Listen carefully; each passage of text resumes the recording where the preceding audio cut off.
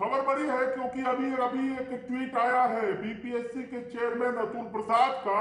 सबसे पहले वो ट्वीट आपको दिखाते हैं कि ट्वीट में क्या कुछ लिखा गया है और उसका उसके मायने क्या है।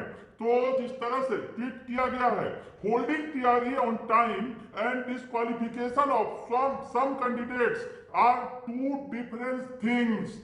क्या कुछ लिख रहे हैं इसका मतलब हम आपको बताएंगे। पहले वो ट्वीट देखिए ध्यान से।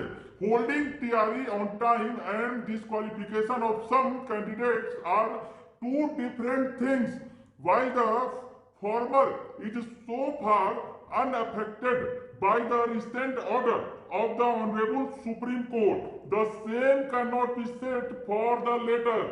आगे जो लिख रहे हैं फिर से वो लाइन में पढ़ रहा हूं। While the former is so far unaffected by the recent order of the Honorable Supreme Court, the same cannot be said for the latter. और आगे लिखते हैं candidate should be realistic in making assumption in their best interest. Candidate should be realistic in making assumption in their best interest. और इसके मतलब क्या है? क्योंकि जिस तरह से टीआरई के बारे में यानी टीचर रिक्वायरमेंट एग्जाम के बारे में बीपीएससी के चेयरमैन लिख रहे हैं, सुप्रीम कोर्ट के आदेश का हवाला दे रहे हैं। कल तक तो उन्होंने कहा कि परीक्षा नहीं रुकेगी और आज अभी भी कह रहे हैं कि परीक्षा नहीं रुकेगी, लेकिन जो ट्वीट किया है उन्होंने टू डिफरेंट थिंग बता रहे हैं। फिर से पहला लाइन पढ़ू और पहले लाइन के बारे में डिस्कशन करें। Holding TRE on time and disqualification of some candidate are two different thing. परीक्षा समय पर लेना और कुछ जो है कैंडिडेट्स को डिस्क्वालीफाइड करना, ये दो अलग अलग चीजें हैं। इसे सरल भाषा में समझने की कोशिश करते हैं।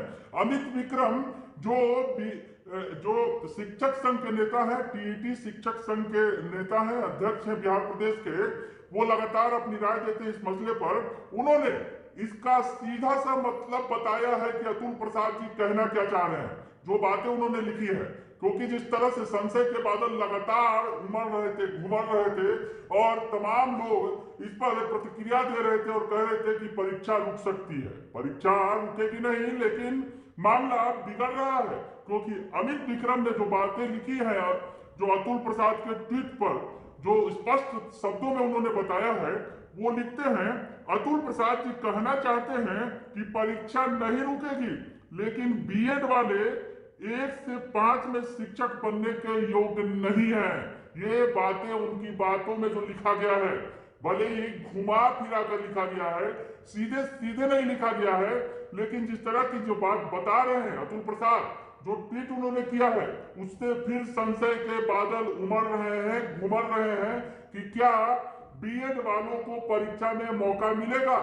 क्योंकि जिस तरह से सुप्रीम कोर्ट ने साफ कर दिया है कि बीएड वाले 1 to 5 के शिक्षक बनने के योग्य नहीं है, उसके बाद अब ये ट्वीट आया है बीपीएससी के चेयरमैन का। महत्वपूर्ण ट्वीट है और कहीं ना कहीं जिस तरह से वो परीक्षा लेने की बात तो कर रहे हैं, लेकिन कुछ कैंडिडेट्स को डिस्क्वालिफिकेशन की बात कर रहे हैं, वो डिफरेंट थिंग बता रहे हैं। तो साफ शब्दों में अमित विक्रम लिख रहे हैं अतुल प्रसाद जी कहना चाहते हैं कि परीक्षा नहीं रुकेगी, लेकिन बीएड वाले 1 to 5 में शिक्षक बनने के योग्य नहीं है। साफ शब्दों में समझ लीजिए। सर जी, जब शिक्षक बनने के योग्य बीएड वाले नहीं हैं, तो फिर उनकी परीक्षा क्यों ले रहे हैं आप? सवाल भी खड़ा कर रहे हैं अमित विक्रम और कह रहे हैं कि सर जी, जब शिक्षक बनने के योग्य बीएड वाले नहीं है 1 to 5 के, तो उनकी परीक्षा क्यों ले रहे हैं? बड़ा सवाल खड़ा कर रहे हैं।